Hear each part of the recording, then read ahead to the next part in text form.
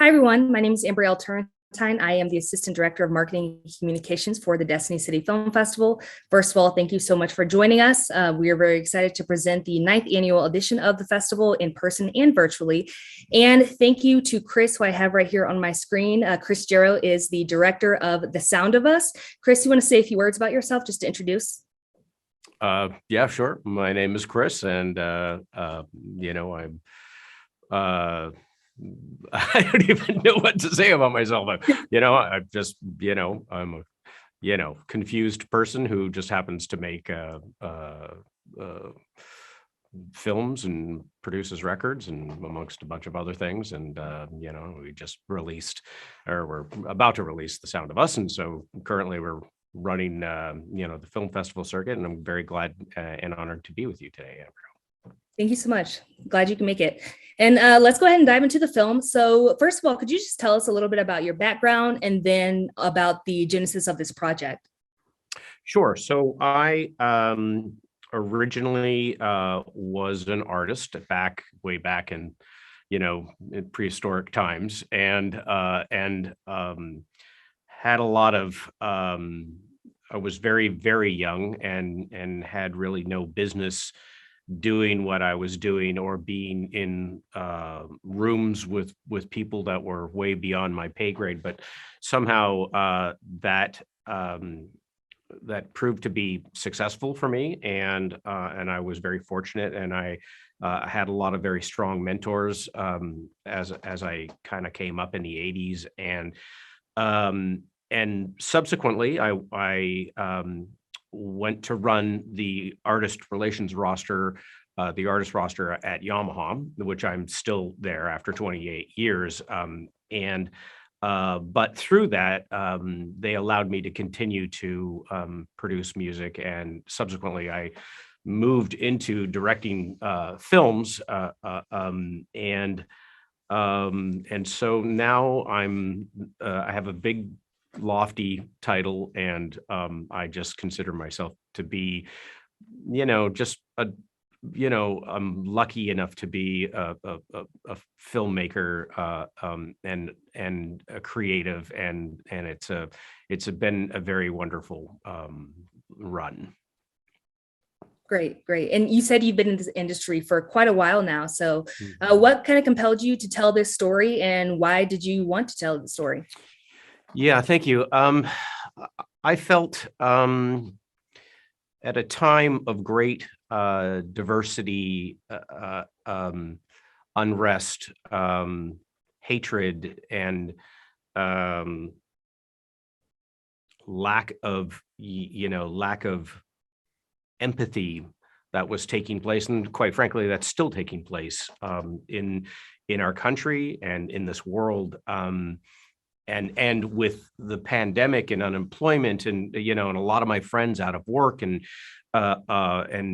very, very sad time, I felt it necessary to explain that through music we don't know why we are kinder, but we are.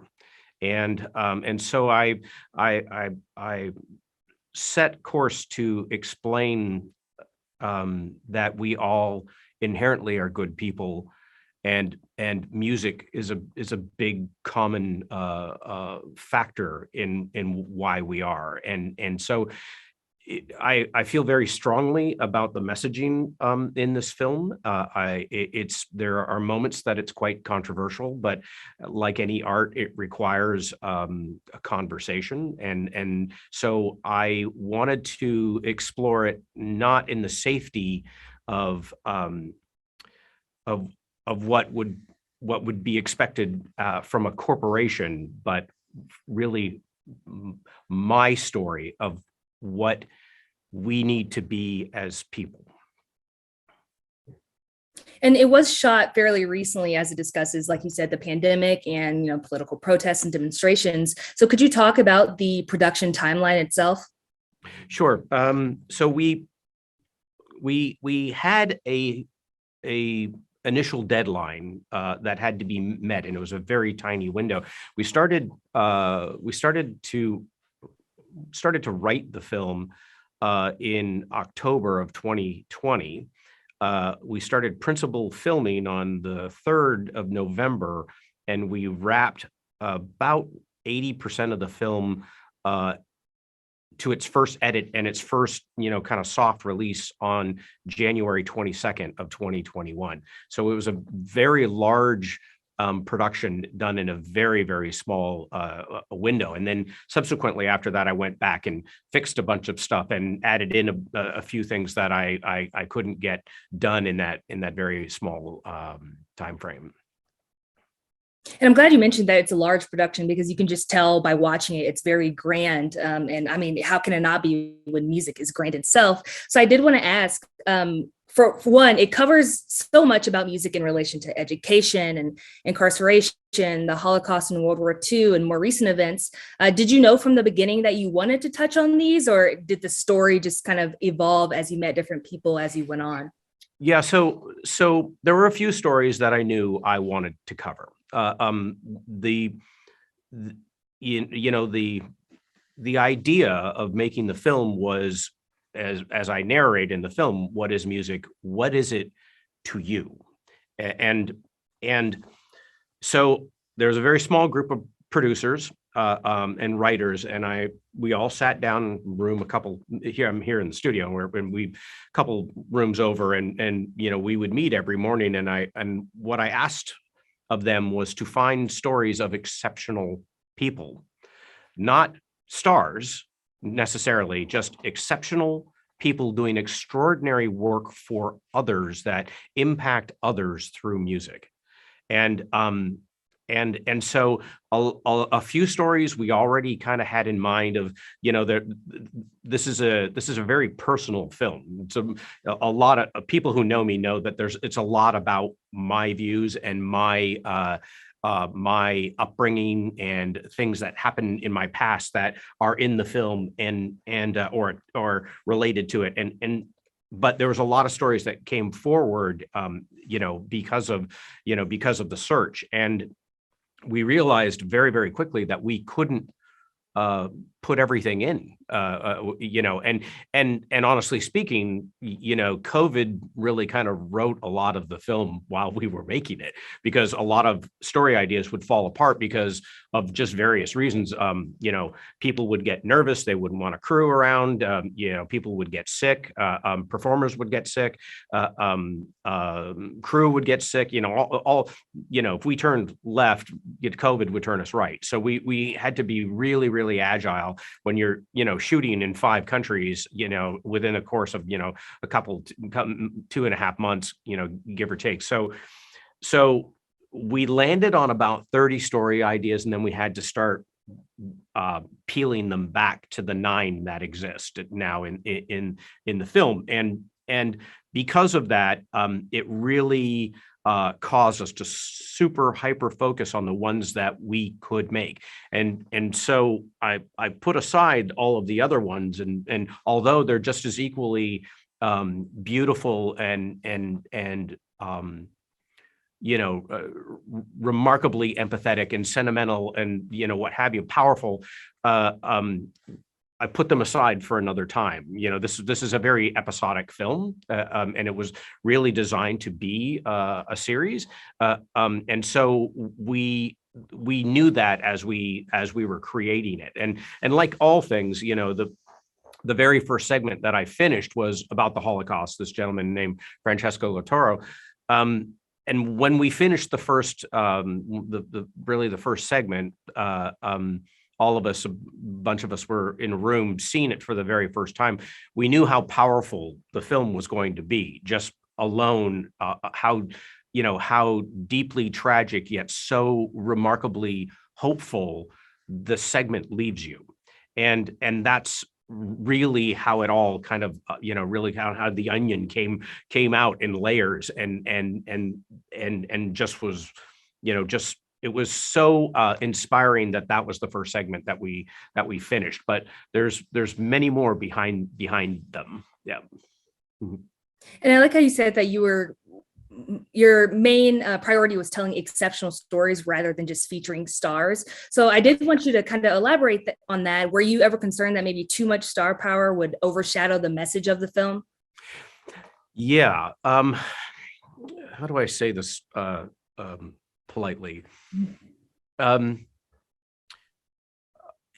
I have a long history, long background of working with really big stars, and initially I started to make phone calls to some of them, and um, I realized that in the time frame that we had to make this film, it would be very, very cumbersome and heavy to talk people into being in it, and then to get them to the schedule, and then all of the minutia that comes with celebrity. There's about 15 other issues attached to it: release rights and edit rights, and all those things. And very quickly I said to the production team, we're going to change course on this. And it was just very, very early on I realized it just was going to be too much to talk some of my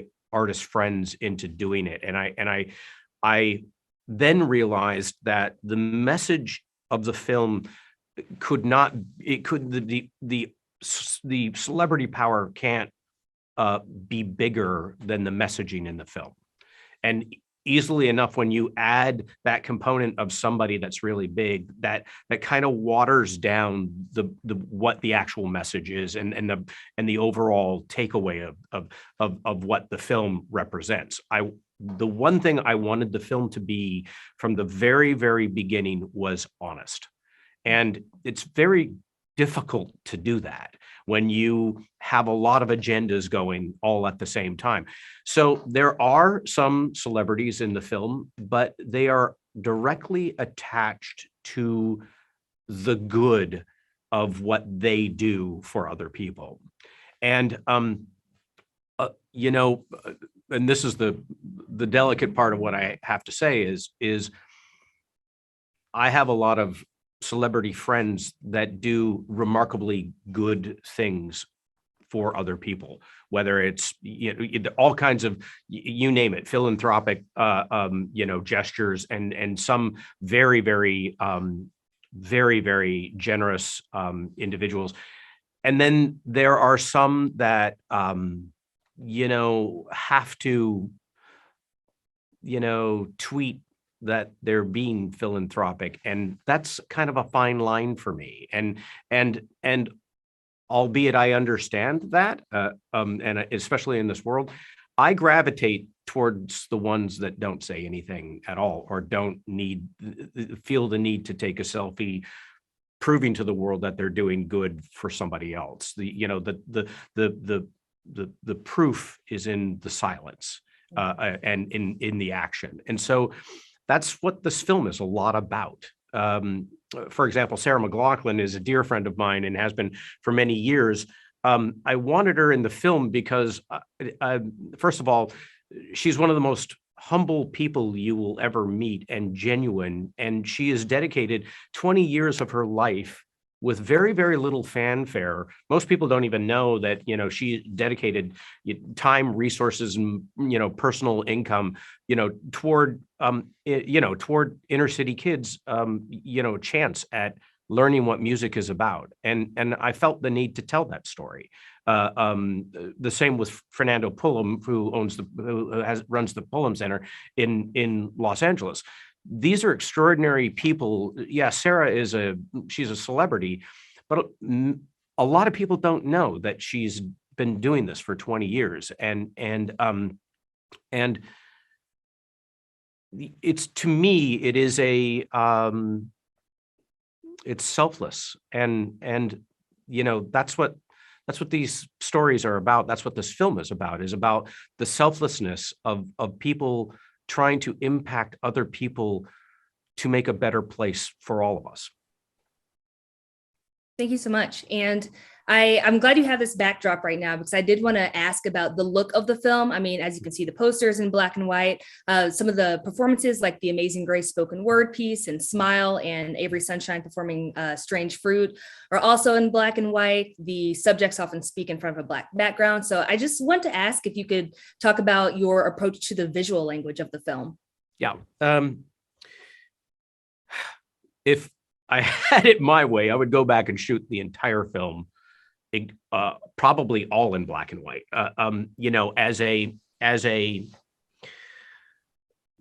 As a creative, I learn through the process, and we had style guides, and the director of photography, Ben James, and the producers, they would all present to me ideas, visual ideas, and I realized that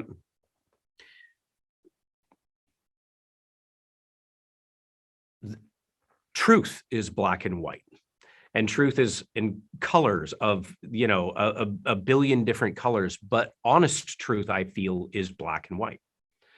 And when I feel I'm delivering a message that's as important to me as this message in this film, I feel that the starkness of what you're receiving visually is equally, if not so as important or more important, I just went in a circle, but it's as important as what you're being bombarded with audibly. And what the main character of this story is music.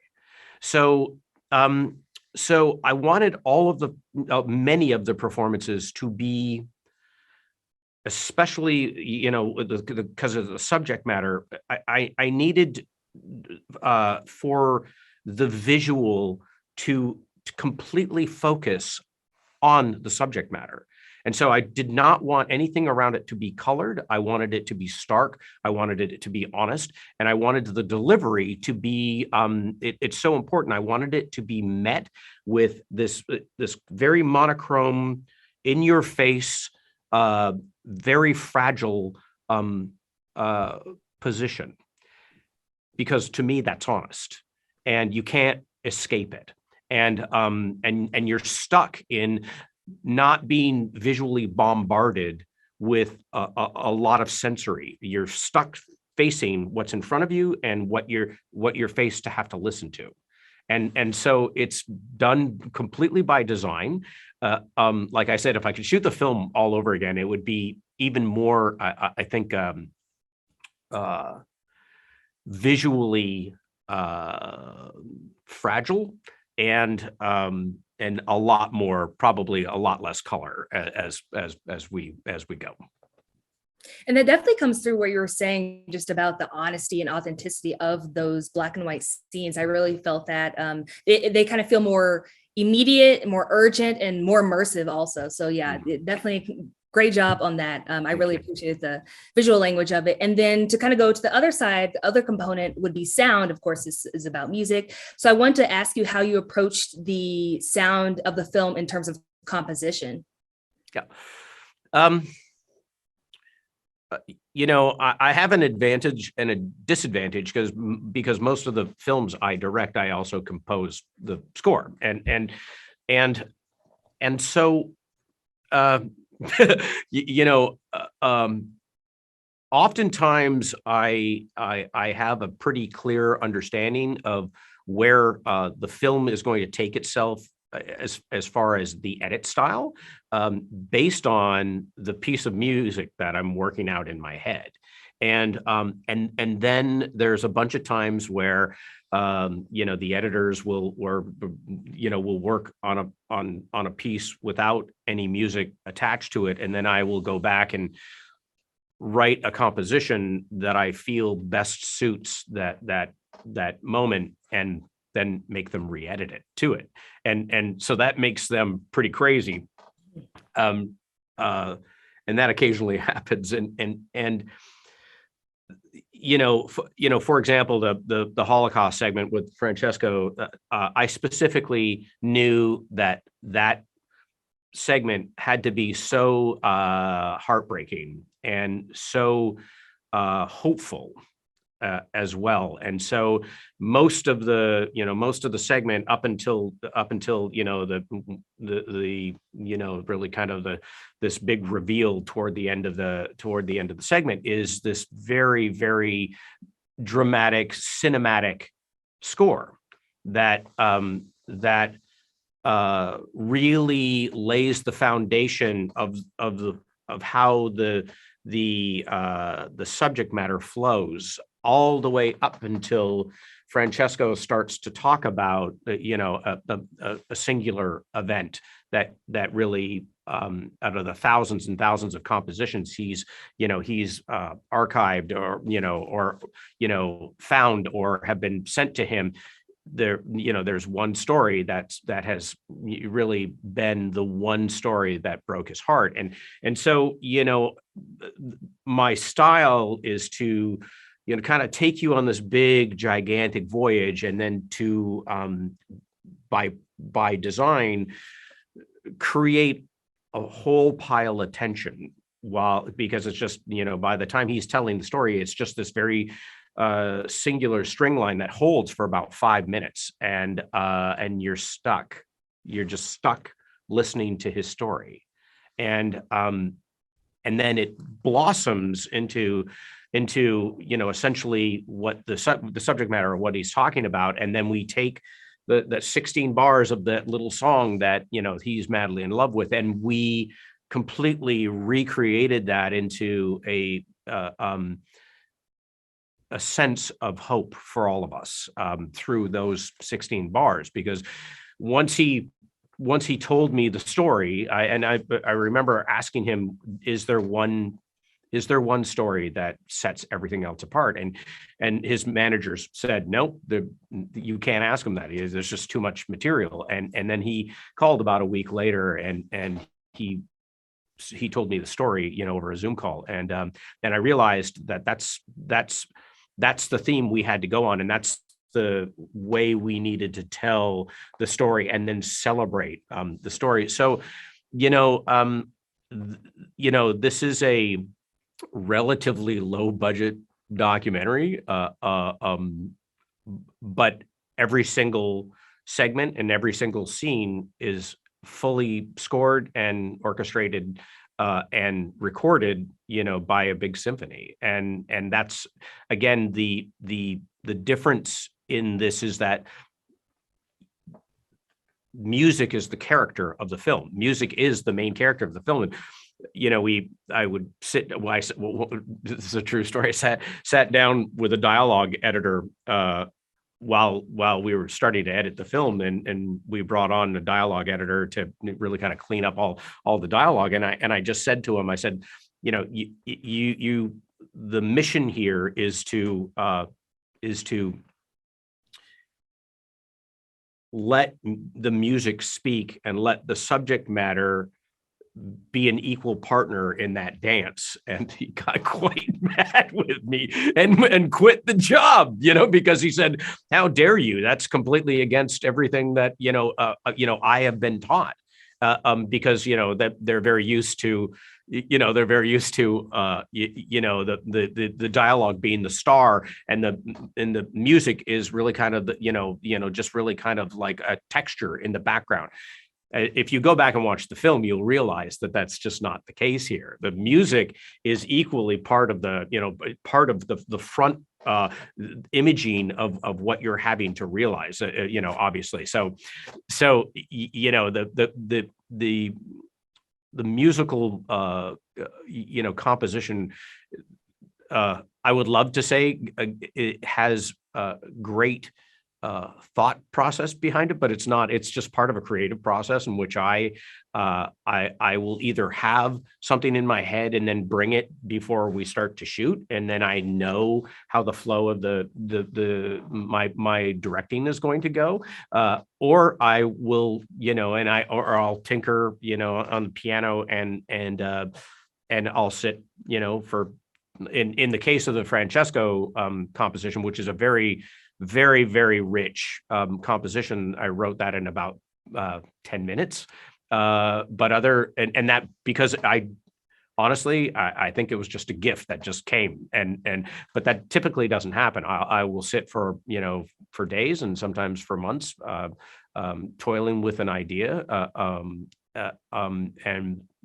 but because we were on a deadline, I had to get a lot of it done, and thankfully, I was super inspired by a lot of people and a lot of the topics that that were being presented to me.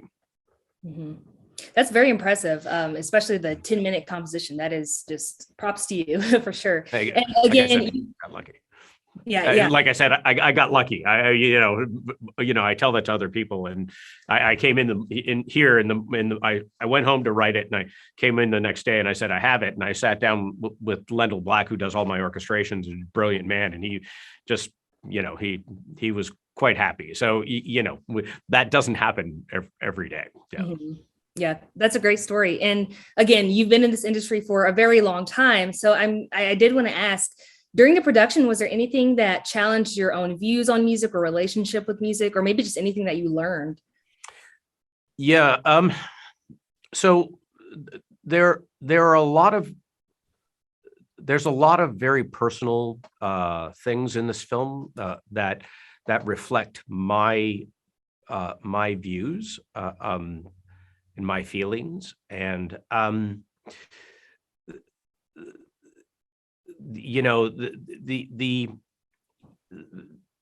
wanted to prove to the viewer that music is this very, very unexplained phenomenon that happens within all of us.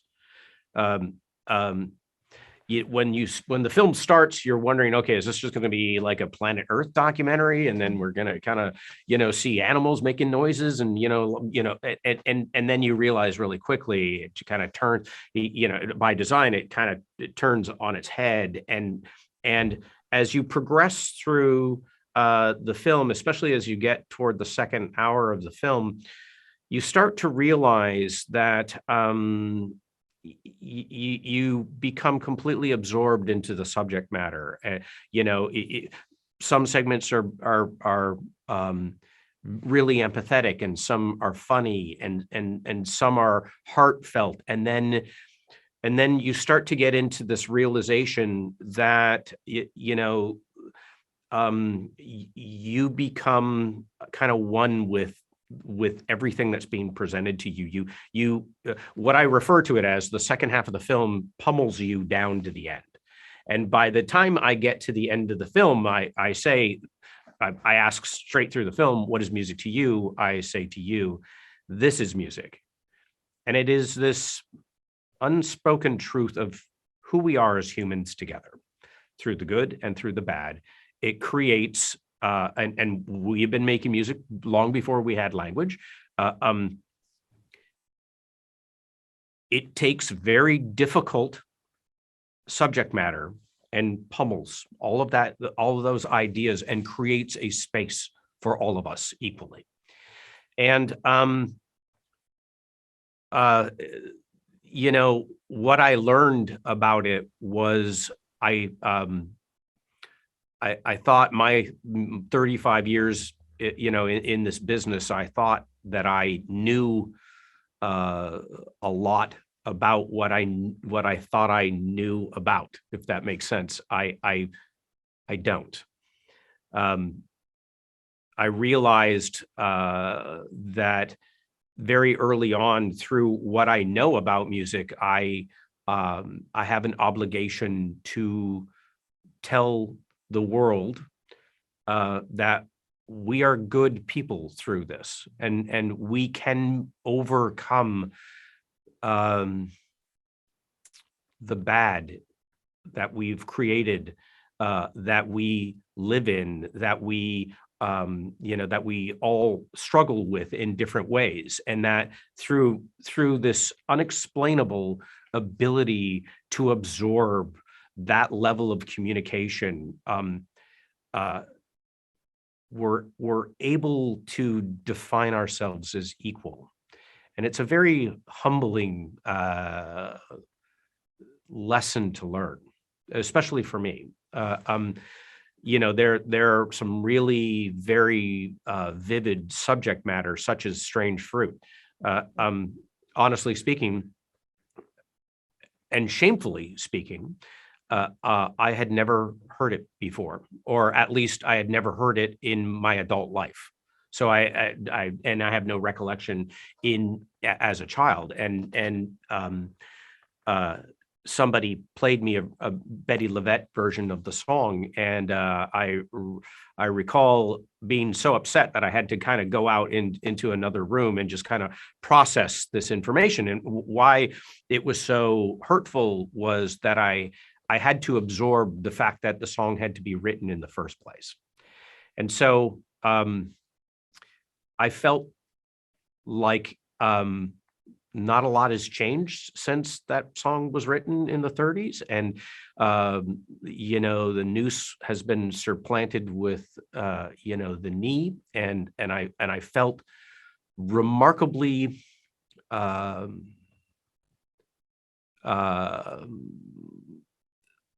obligated to remind the world that